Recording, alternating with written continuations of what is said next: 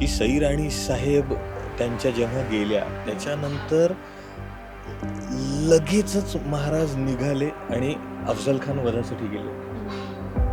So ही जी कामाप्रतीची जी निष्ठा आहे ना ती फार शिकण्याजोगी आहे. पण मला आज विचारायला आवडेल की आजवर तुम्ही मालिकेच्या व्यतिरिक्त सुद्धा इतक्या छान छान भूमिका केलेल्या आहेत आणि ज्या मला वाटतं अनेकांसाठी तुम्ही महाराजांचा रोल मला उल्लेख म्हणजे त्याच्याशिवाय हे पूर्ण होऊच नाही शकत. त्या उल्लेखाशिवाय छत्रपती शिवाजी महाराजांची जी भूमिका तुम्ही केलेली आहे आज अनेकांसाठी ती भूमिका आदर्श आहे.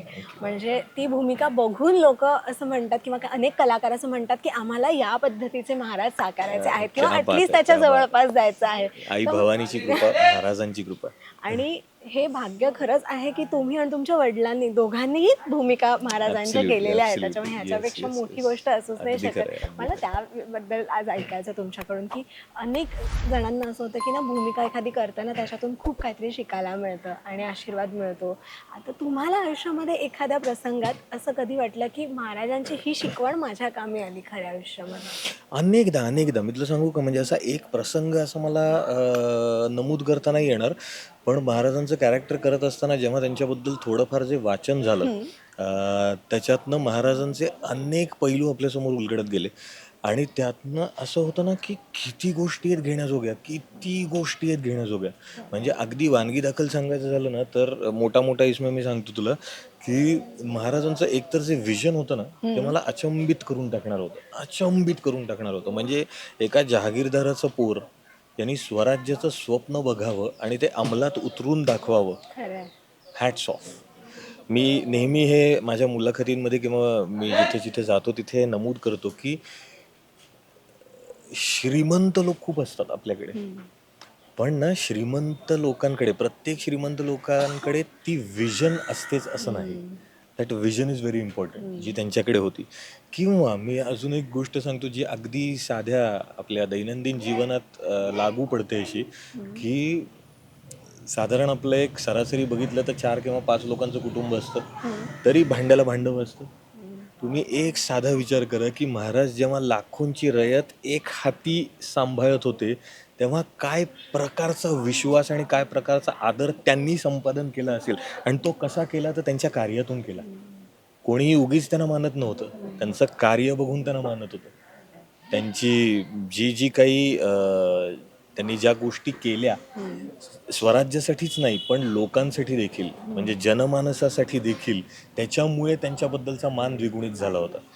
त्यामुळे ह्या सगळ्या गोष्टी इतक्या कमाल आहेत किंवा कामाला महत्त्व देणं. म्हणजे फार कमी लोकांना माहिती असावं किंवा हे इतिहासाची पुस्तकं वाचली तर त्याचे रेफरन्सेस मिळतील की सई राणी साहेब त्यांच्या जेव्हा गेल्या त्याच्यानंतर लगेचच महाराज निघाले आणि अफजल खान वधासाठी गेले होते.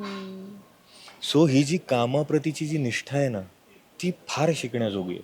अशा अनेक गोष्टी म्हणजे मी तुम्हाला म्हणतो ना की छत्रपती शिवाजी महाराज, छत्रपती संभाजी महाराज, डॉक्टर बाबासाहेब आंबेडकर या सगळ्याच लोकांची, म्हणजे ही मी फॉर एक्झाम्पल ही 3 नावं घेतली, पण असे अनेक महापुरुष आहेत जी थोर व्यक्तिमत्व आहेत ज्यांच्याबद्दल जर तुम्ही वाचलत ना तर तुम्हाला इतकं शिकायला मिळतं. तुम्ही त्यामुळे जास्ती समृद्ध होता. आणि अनडाऊटेडली म्हणजे त्यांच्या तर नखाची पण सर आपल्याला येणार नाही, पण त्यांचे जे काही छान गुण आहेत ना ते आपल्याला किती आत्मसात करता येतील हा ज्याचा त्याचा प्रश्न परत. मला वाटतं ती भूमिका तुम्ही अक्षरशः जगलात ना. म्हणजे I was blessed is all I can say.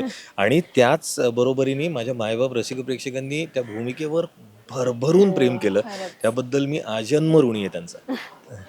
आणि फक्त सिनेमांमध्ये नाही, तुम्ही मालिकेमधलेही तुमचे सगळे रोल्स तितकेच गाजवले आहेत. नाटकातही तुम्ही काम केलेलं आहे आणि नाटकामध्ये आजारी असताना काम करणं म्हणजे हाडाचा कलाकार काय असतो, किती ती मेहनत लागते किंवा किती ते डेडिकेशन असतं हे तुम्ही दाखवून दिलेलं आहे. अगदी खरं आहे. पण मी तुला सांगू का, एकतर आवडीचं काम असलं ना तरी ह्या सगळ्या ज्या गोष्टी आहेत ना त्या तुमच्या कामाच्या आड येतच नाही खरं सांगायचं तर. आणि मी तुला म्हणलं तसं की नाटक क्षेत्र किंवा हा कुठलंही क्षेत्र, कुठल्याही इंडस्ट्रीबद्दल मी बोलतो आहे, जेव्हा तुम्ही तुमच्या कामाला कमिटेड असताना तेव्हा हे सगळे जे छोटे मोठे चढउतार येतात ना ते तुम्ही अगदी आरामात नजरअंदाज करू शकता, आरामात. रसिका हो, कलाकृती मीडिया म्हणजे मनोरंजनाची लयलूट.